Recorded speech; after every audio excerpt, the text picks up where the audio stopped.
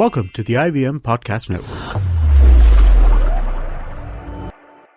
Hey, welcome to Geek Fruit Retcon, where we travel back in time to a previous episode from our inglorious history on the Geek Fruit Podcast. Happy listening, you nerds.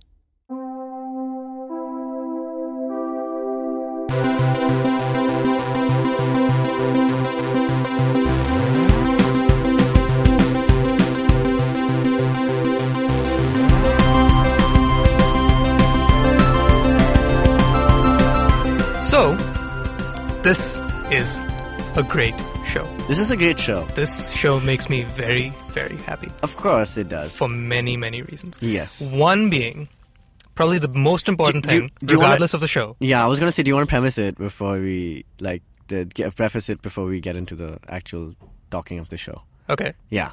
Preface the show? Preface the show, yeah. Explain the show. As in just this. Okay, if you have not seen it. All right, the major plot is, it is essentially a beautiful mix of E.T., Close Encounters of the Third Kind, and Alien. And John Carpenter's The Thing. Yeah. There are lots of references. It is beautiful. So, basically this show is kind of like a love letter to the 80s and science fiction horror to the 80s.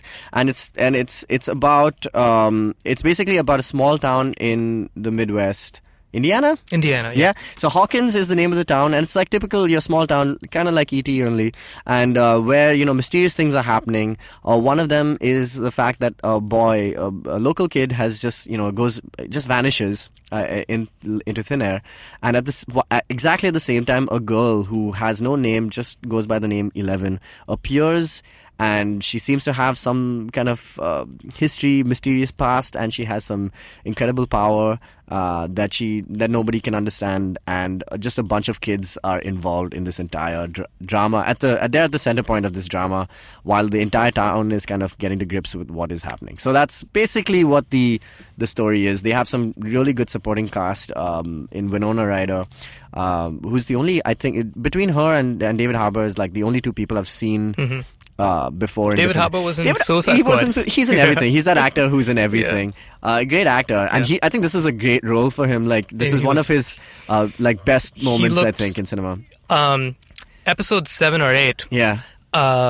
When he sort of signs the deal with those creepy government guys, and he walks out into the dead of the night with like this solemn glum look on his face.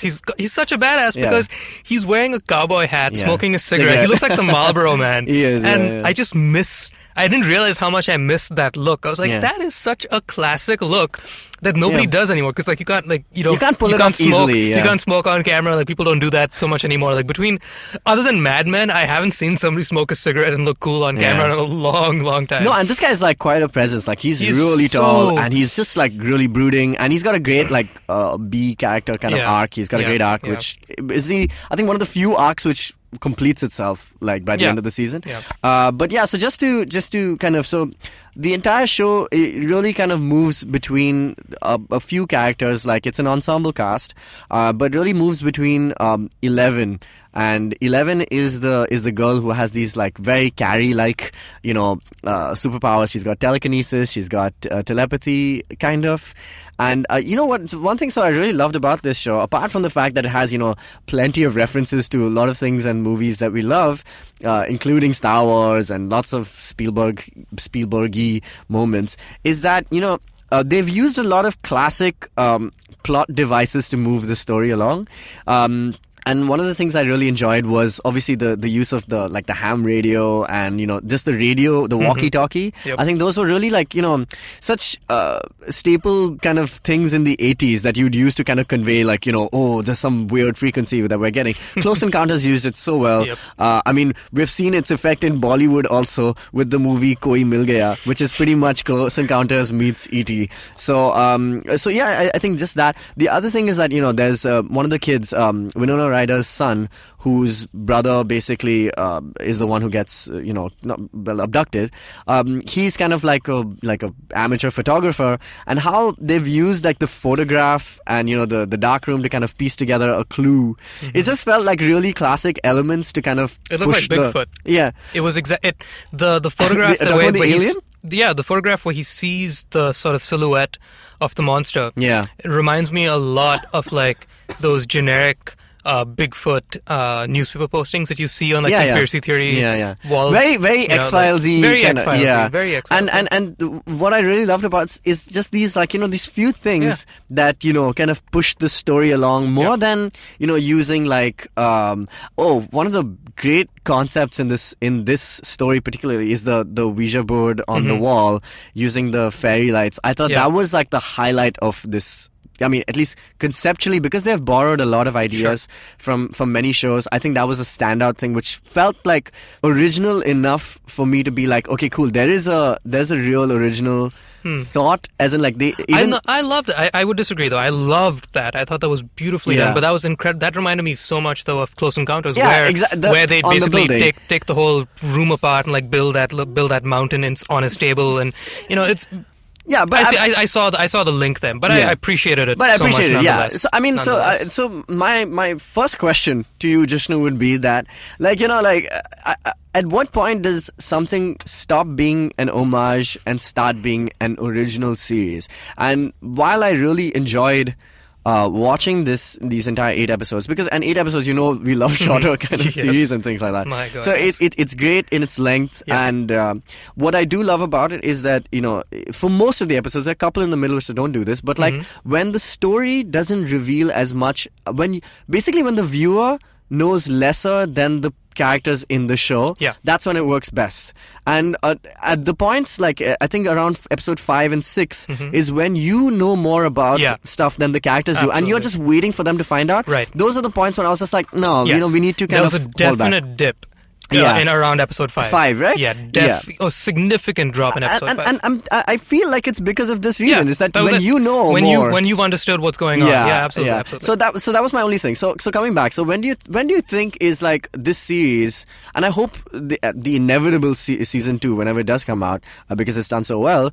I hope that it starts to, while it still kind of maintains its homage elements and things like that, starts to still create like a story kind of have its own identity. Because right now it feels like while it does feel real and it feels like I felt like tonally it kind of moves from place to place. I don't know whether that's the reason I liked it or because totally fair play. Yeah, I think it's that's a great question, but I think the thing you have to keep in mind, and I don't really have a straight answer for you on that, because it depends. That's the problem. It's the script. It's still the story, fresh, though. Story first. Yeah. It doesn't matter like how you execute the story. Like, do you pay homage and like rip off E.T. in every frame, or do you do it on your own way? It doesn't matter. Whatever makes the story work is what should be the way to go. Done. But that being said, I think that when season 2. So I've read a couple of things about what the Duffer Brothers have said about season 2 far is already that season 2 is going to be a year down the line. As in release or chronologically? Chronologically, in the show? and probably, at least it won't be released anywhere before a year, definitely.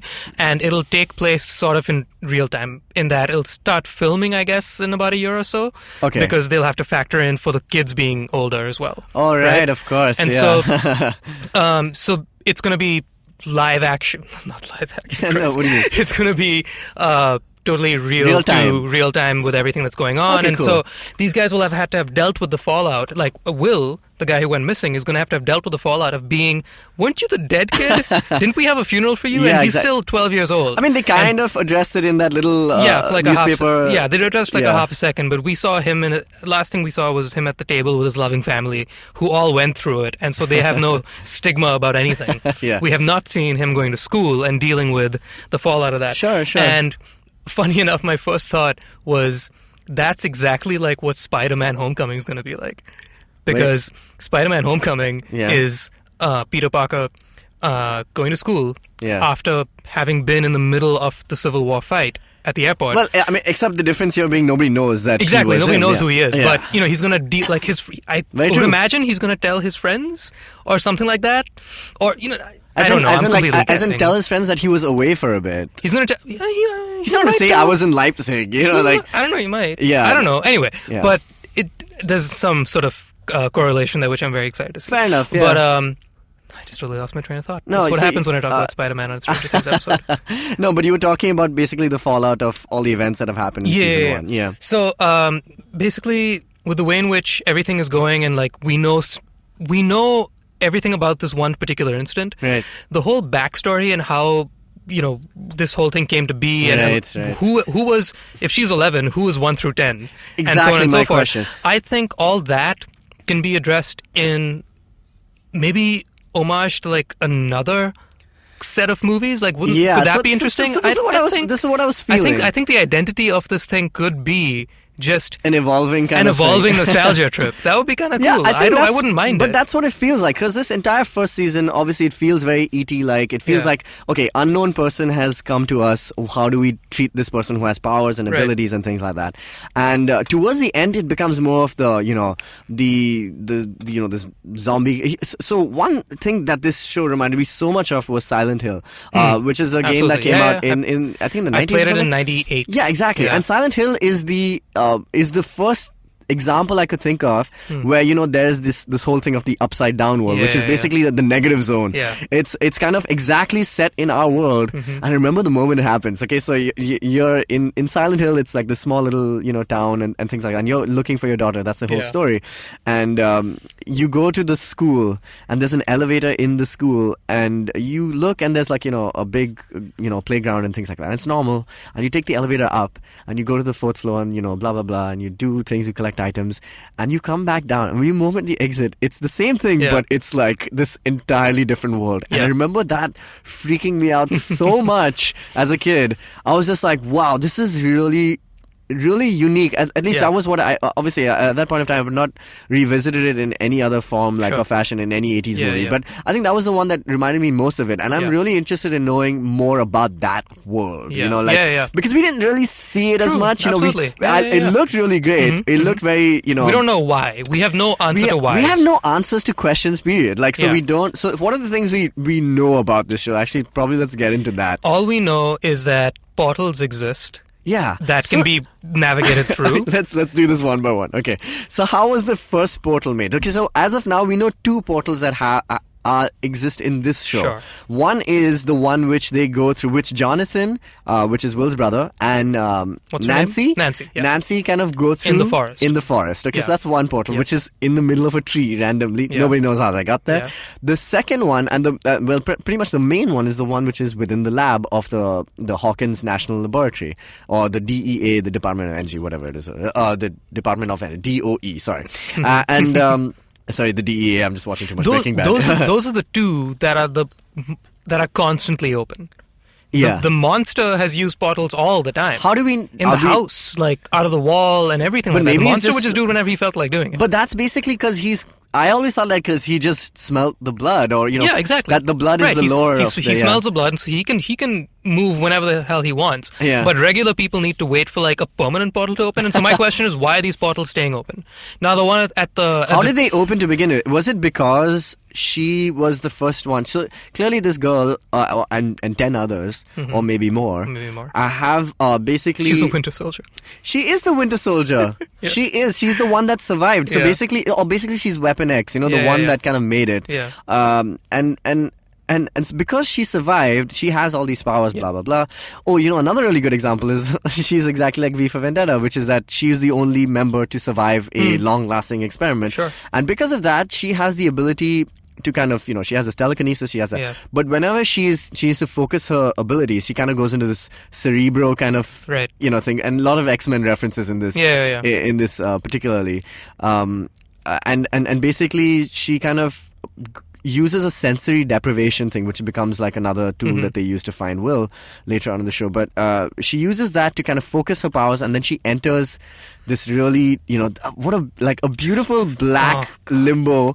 And it's great because you can just see the reflection of the water. I love that. And, and in that, I think basically she finds this creature, which... I don't know, identifies her and then says, oh, maybe there's another world. And because of the way she wakes up from that thing, she uses her powers and a portal is opened. So the point is we don't have answers to a lot of these questions. So this is what speculate. We can surmise. That's about as best we can get. So that's one thing. We don't know anything about the experiments that have been done to her. And we don't know how. We don't know the specifics. All we know is it involved a lot of LSD. Yeah. It's MK Ultra, so it's just get these guys really, really, really stupid high. And it's the and 80s. Then just let them do their thing. Yeah. And the other thing was, we don't know how Will was abducted in the first place. Like, I guess so. He basically disappears. He doesn't he doesn't get dragged away like what we saw happen to Barbara, which is Nancy's friend. Yeah. So we don't see exactly how that happened. And then we didn't see Barbara's thing either. We just saw her corpse. No, we see her being dragged into the pool in the beginning of the third episode. Do we see her? Do we see her actually being dragged, or was it cut away and into the upside down world pool? Yeah. So it's like the pool is empty and blah blah blah. Yeah. Okay. So we see that, but we do, and very much like Alien. And this is one of my favorite references, obviously, because Alien is such a big, one of my favorite movies. But we see that two things that happen is that once they're abducted, they kind of get all cocoon-like, you know, into the whatever this beast is called. We need to have the Demogorgon. Okay, so he kind of like webs them up, things like that. And what we see also towards the end of the season is that this kid is majorly like effed up. Yeah. Yeah, because he's... So one thing I'm really excited to see the fallout of is one of the very last things we see with Will at the very end, sort of the epilogue of the whole thing, was that he coughs up one of those slugs. And that's when he gets like an acid flashback for a second, which is, no pun intended, literally an acid flashback because it's because of LSD. Yeah. So what I'm excited to see is, obviously, with the creature coming into the world and now all these humans who are outside the evil science lab conspiracy, these regular folks in Indiana, now that they're aware of it, Will has gone one step further in that he's brought it back with him. So he's essentially... And he seems like not perturbed by the fact that he just threw up He seemed perturbed. No, he seemed perturbed, but he was not willing to confront it. He's trying to hide it. Yeah, exactly. Definitely, So the question is, like, how long has he been doing that? So what I'm curious to see is that he's basically now going to play, my best guess, which I think is a pretty good guess, he's going to play Patient Zero. Yeah. He's going to play Patient Zero as sort of... The proto-alien. The proto-alien, and he's a variant of 11. In that 11 has the ability to, like, communicate and move between the worlds and like influence both worlds. She can influence the real world and the... this guy is turning into one. This guy is essentially like just a different mutant. If she is the Jean Grey of this universe, pretty much, this guy is just a generic other mutant that can't really do anything, but he is mutated. Yeah, I mean, he has no superpower that we know of. Or he's basically doing what happens in Aliens, which is basically he becomes he could be impregnated with, and it's gonna burst out of his chest like the thing. Yeah.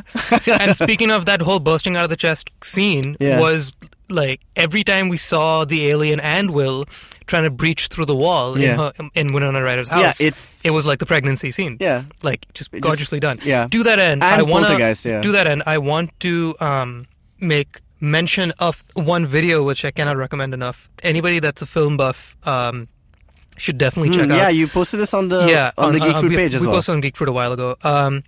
It's a video on YouTube called References to 70s, 80s Movies and Stranger Things, appropriately named. There are a couple of these videos. There are a couple of them. So this one, it's got like 150,000 views. It's from the Ulysse Devin?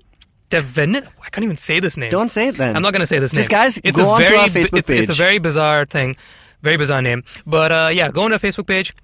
It's called References to 70s and 80s Movies and Stranger Things, and it's so long, I didn't even finish it. It's about 20 minutes. Because there's so many. No, it's 5 minutes. Oh. Which is long enough because there's a 20-minute so one as well. many. Yeah. And it's incredible how close they got to the recreation of every single shot. Like, and it's beautiful. And there are at least 8 or 9 movies that they went down to the T in terms of art direction and everything. For sure, definitely. Lots of stuff from Stephen King's, like a lot of Stephen King references, like particularly Carrie. Yeah. There's stuff from The Shining.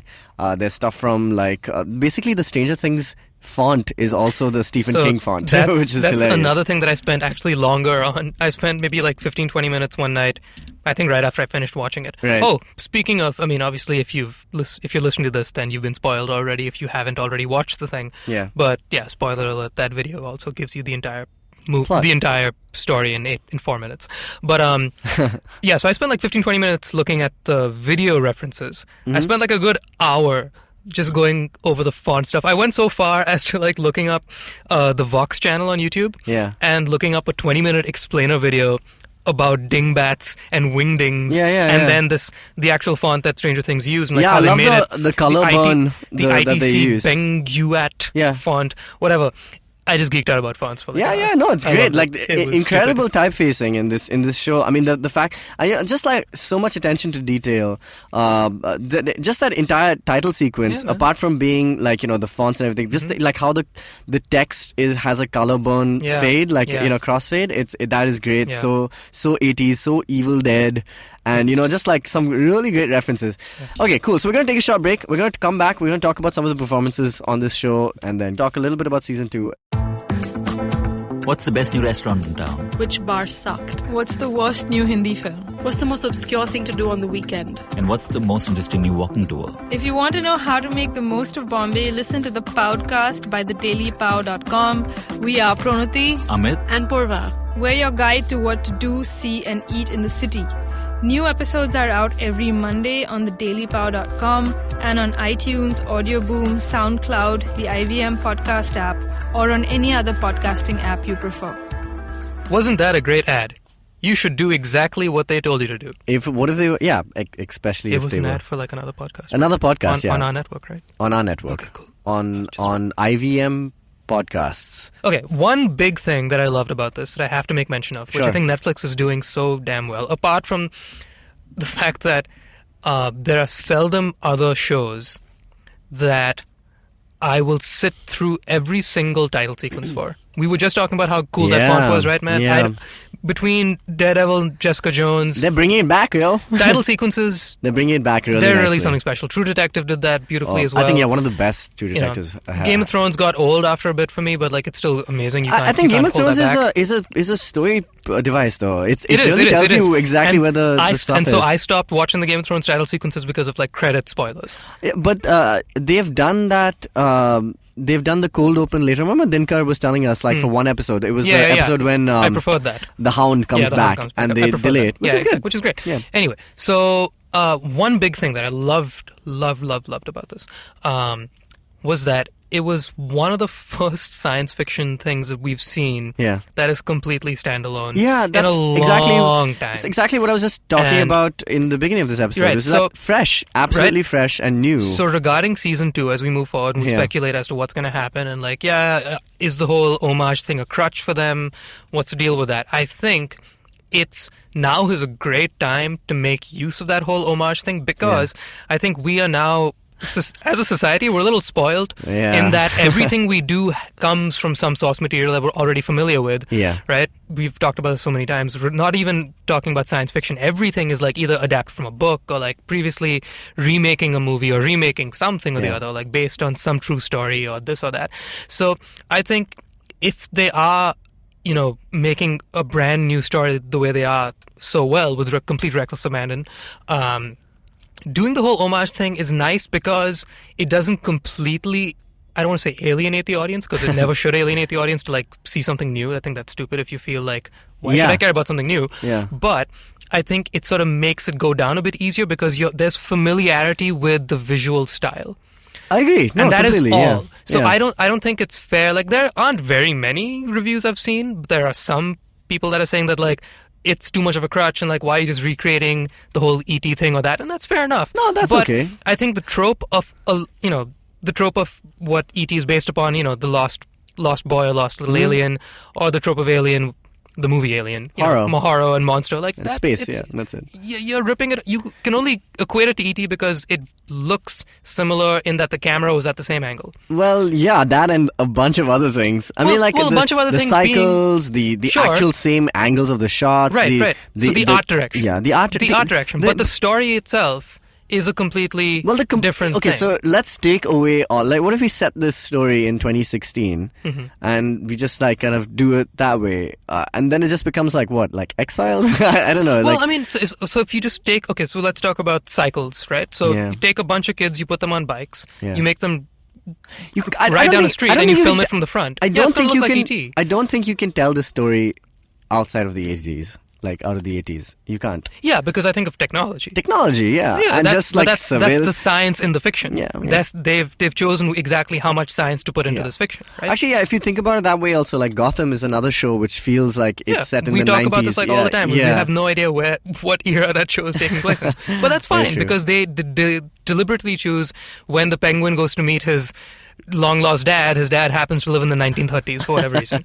Yeah, it's true. He's basically the Addams family. That's a creative license that they chose to take. Yeah. So I think I don't have a problem. Yeah, I don't have a problem with that. With any of the homage stuff that's happening, and I think it's just I'm actually more excited to see how they continue this trope while knowing that we're so aware of it. Because I think coming out of the gates, they did a great thing by doing this because nobody saw it coming. Right. Now that we know that this is the game that they play, I'm excited to see their next move.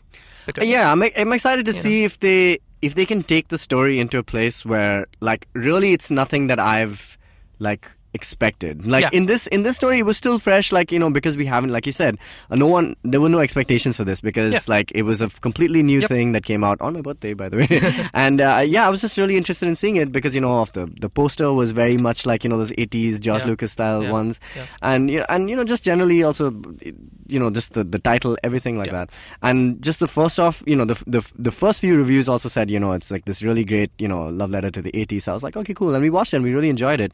But now I'm like really looking forward to like how they can make this far more original in terms of the ideas of where they could take the science of the science fiction. So I think that is something that I will definitely look forward to. These guys seem very much in control of it, though. They know like exactly what they're doing. It's not.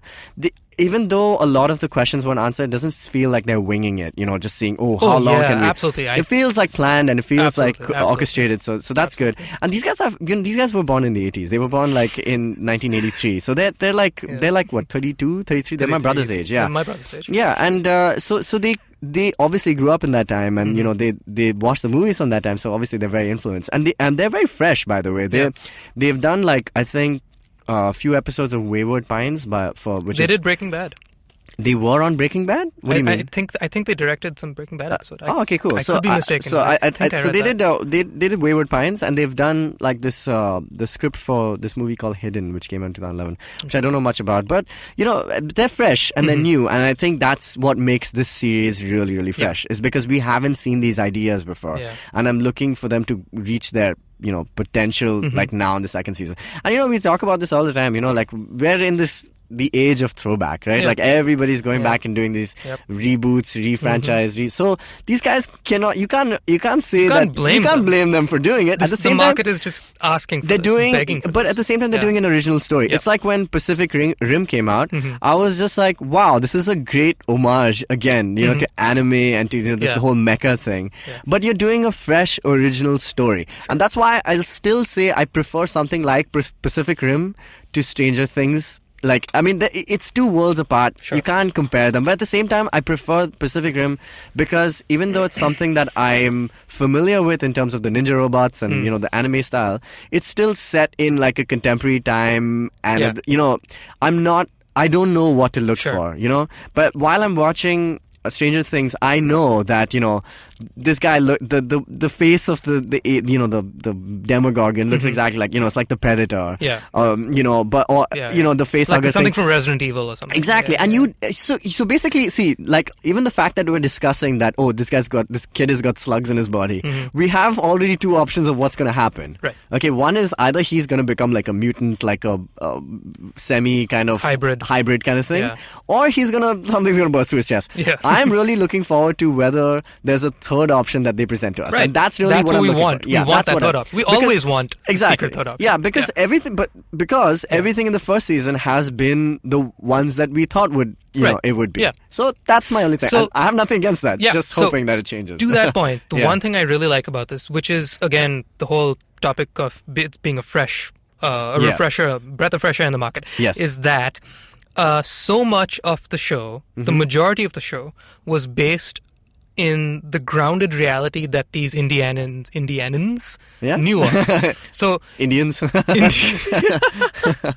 Yeah. So much of it was based upon Winona Ryder just freaking the hell out. Yeah, she was crying for like a good 80% of the thing. Exactly my which point. Which made complete like sense. Yeah. I completely bought it. At no point did I go, wow, this woman just doesn't shut up. Exactly. Because but if you were in that position... Exactly, that's where you'd be. And they kept us completely in the dark about the entire science fiction aspect. It was so based in reality. Yeah, true. The sci-fi element was a complete mystery to us, and it only dipped a bit when we knew what was going on in the science fiction, like you said, right? Yeah. So what I'm excited to see moving forward is for them to hold on to that as tight as I really want them to. Yeah. I don't care how they do it. I just pray that they keep us in the grounded reality of these kids, because the kids was so endearing, stupidly endearing. Yeah, it angered me how much I love them, especially the toothless kid. Yeah, Dustin. He was I'm great. not one of those guys that like melts the minute I see a cute kitten or a puppy or like a baby, but like that kid.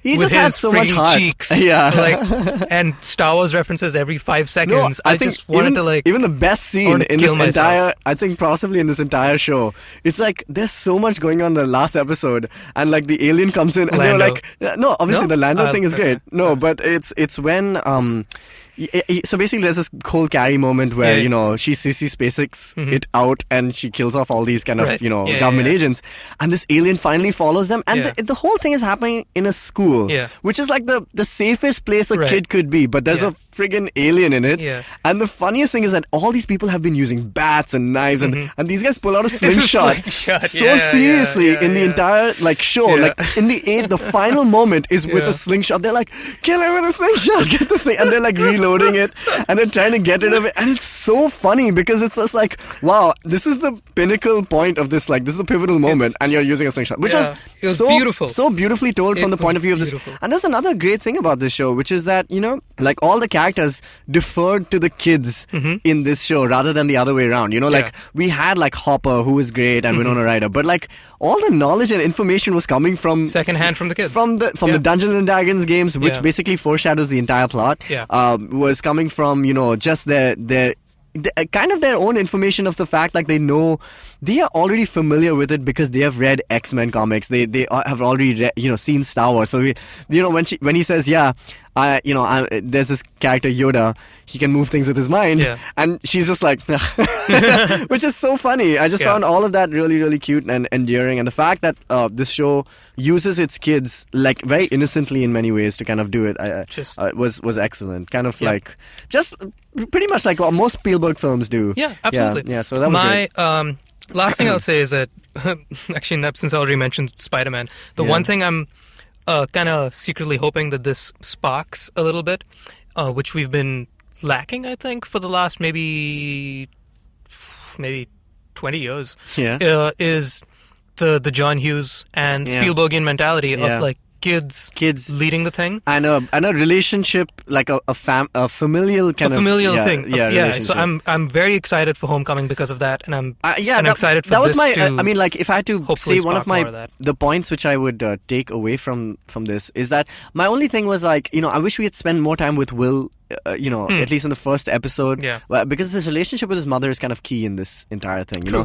And that beautiful moment where she has all the fairy lights in her hand and speaking, it's great. So I think that it was one thing we could spend more time with this kid, and if more things are going to happen with this kid now, as we know, I'm sure we will. We should be we should understand that relationship, because we know a lot about his brother, and his brother is great, and that relationship is great, so good. And like the second thing was, and they did it well with David Harbour's character of Hopper, because we keep seeing flashbacks to his daughter, and he's basically kind of trying to make amends with his own life because he couldn't save his kid.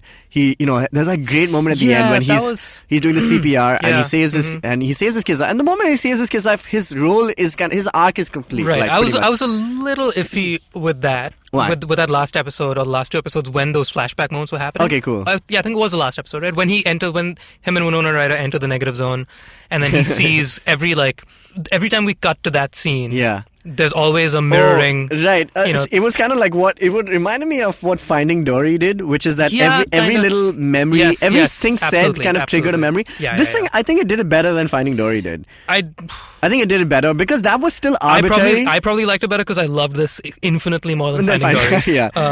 But yeah. But yeah, so it was maybe not as arbitrary as Finding Dory. It might just be as simple as I'm not a fan of that trope as much. But it's a very Netflix thing. Like if you watch Daredevil and Jessica Jones, both of them have used flashbacks to kind of tell the story of the. You're right. Yeah. And I think I felt the same feeling when I saw this. I'm just not a fan of that trope. But that's fine. That's just me. That's my own personal. I mean, not to say that it's a Netflix thing. It's not a Netflix thing. They're all different creators. Flashbacks have happened before people. True. Yeah. I mean, for the first time, they have happened in Star Wars, so, anything is possible. So, I guess. All right, cool. So, that's our show. All right. If you guys want to find us, we're on Facebook, Geek Fruit HQ. We're on Instagram as well as the same handle, and on Twitter as the same handle. You can find us on our personal handles. You can log on to our website, geekfruit.in, or mail us, contactgeekfruit@gmail.com. That's the entire thing. Let us know about all things strange and other things. Yeah. Let us know about anything that has the word strange in it. Yeah. Not things you find strange. Write in this week to us about strange things. Yeah. But anything in your life also. In your own personal life. But it has to have the word strange in it. Don't tell me like, hey, I stepped on poo. Yeah, that's kind of strange. That's not strange. No, it doesn't happen every day. You missed the ground. So that's not okay. But like I'm saying, like for example, did your cat give birth to a dog? I don't know. No, see, that's strange. Don't tell me about strange things. Tell me about something that has the word strange in it. Oh, like Doctor Strange. By the way, the Stranger Things logo looks exactly like the Doctor Strange That's not logo. a coincidence. Yeah, I mean, just saying. Yeah. No, but, two properties, both have the word strange in it. Meh. I guess they were just like, hey, ours is releasing first. Suck it. Benedict. Okay, cool. We're out. You guys can catch us next week. We're talking about Harry Potter and the Cursed Child. See you guys.